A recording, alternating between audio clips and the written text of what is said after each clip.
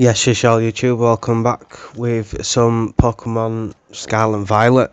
Now guys, we were able to get Pokemon Violet a day before it launched. So we had a quick playthrough, the Academy, so forth, had a look at textures, frame rates, overall just build quality of the new Pokemon Scarlet and Violet that released on the 18th of November for the Nintendo Switch.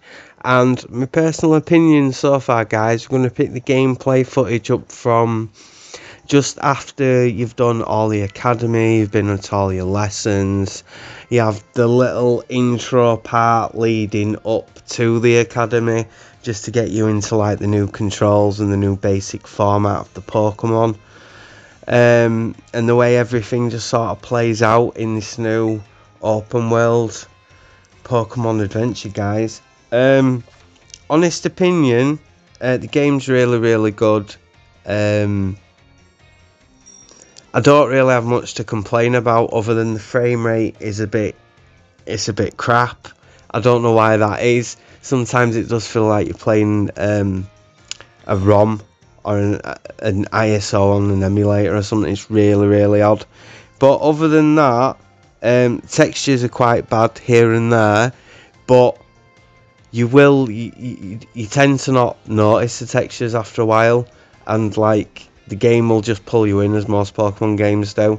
So for the little bits that it is lacking on, again guys, Pokemon games just sort of like just pull you in, and the little bits that you don't like, you'll tend to just not notice anymore, and the whole game will just come together and just be an enjoyable experience.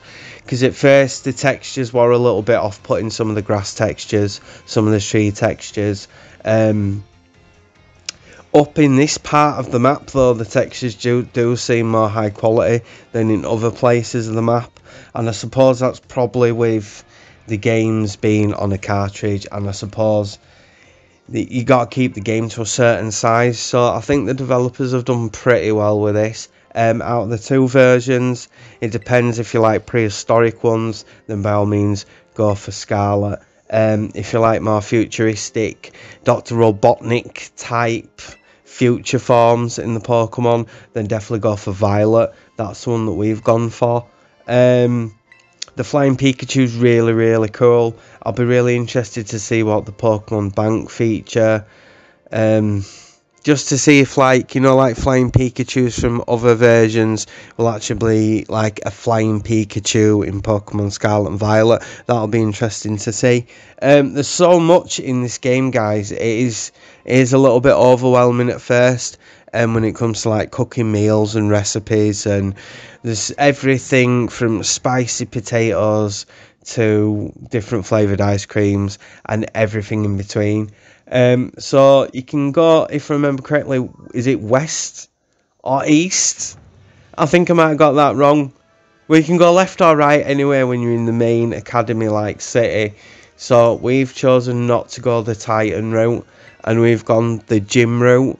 And basically, we're not going to play Scarlet and Violet through with any sort of objective. We're not really going to be shiny hunting. We're not really going to be wanting to clock all the gyms as fast as possible, or collecting all the Titans. Or we're literally just going to experience this game for what it is, which is the first open world free roam Pokemon title. The new mechanics for the auto battles, please feel free in the comment section down below to leave your opinions on what you think to it. At first I was a little bit put off by it, but as you can see in this gameplay footage, it's really quite fun, to be honest. You literally use two buttons, a shoulder button and a trigger button, and once to send the Pokemon out, it'll battle automatically. You can encourage it and send it off further on, or you can call it back like we just did then. And I think it is a good touch. It does make the free roam environment more interactive, and yeah, I hope Pokemon stay with this type of like map orientation and not having a fixed route. And again, the map is absolutely massive. The different elevations, from little ravines up to high mountain ranges, I just think it's really good. So if you've got this game and you started playing it and you're a little bit put off by the opening game's textures, I don't know if some of the textures are literally just a poor quality just to save space, because you can see where like some textures have been picked to be a higher quality than others. And again, guys, everything just sort of mashes in really well together. Some of the Pokemon I do feel are a little bit hit and miss with the style of them fitting next to or in line in a Pokedex with like Generation 1 Pokemon like Pikachu. But I mean, that possibly could be, I don't know, maybe just some sort of detailing. I don't know, some of them just seem really plain in detail, whereas like Pikachu looks like he's got his original detail, whereas like some of the new starters just seem a little bit plain. This is one of my baby Pokemon evolving for the first time, which we're quite excited. As a start Pokemon, we've picked Furcuckle because I just think that's quite cool. It's kind of like a Charizard sort of like replacement, as it's a fire type. Again, guys, if you enjoyed the video, smash the like button, smash the subscribe button. Feel free to leave a comment in the comment section down below on what you think to the video, what you want to see next on the channel from Scarlet and Violet. Stay tuned for some Need for Speed Unbound. Stay tuned for some more Forza Horizon 5. Stay tuned for some more Gran Turismo 7. Stay tuned for a little bit more Fortnite. Stay tuned for a little bit more Call of Duty. To be honest, guys, we're not going to pigeonhole the channel anymore, and we're going to literally branch out into a lot of other games. And recently I've been playing Monster Hunter Rise, and I think that's really cool. That's quite a cool open world RPG if you want to play that. It's out on the Nintendo Switch. We've been playing here on the PC. Graphically, it's really, really good. And I was just eager for an RPG. And like Pokemon, even though Sword and Shield did have this massive map, Scarlet and Violet just seemed to supersede that ridiculously. Like, this map is huge. I really like the way we've got the interaction of little different groups of Pokemon. The map feels very populated. I don't think the developers put quite a lot of time into like the overall formation of everything in the game. When it comes to crafting TMs and stuff like that, it seems really pretty straightforward. I don't know why we're crafting them now and finding materials. Like, you do find materials quite easy. You will find items really, really easy. The amount of items that are actually in the map to pick up, like Pokeballs and Potions and Revives and so forth, it does kind of make the shops a little bit obsolete.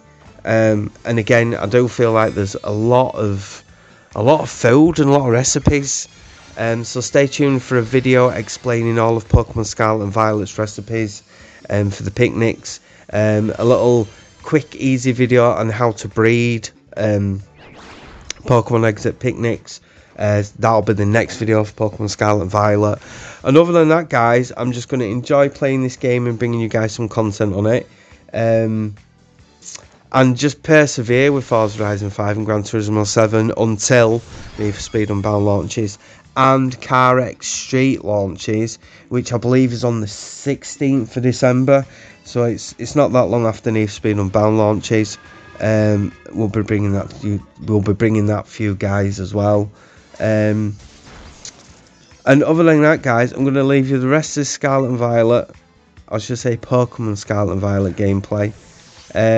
Just take a feeling for it if you haven't purchased it already.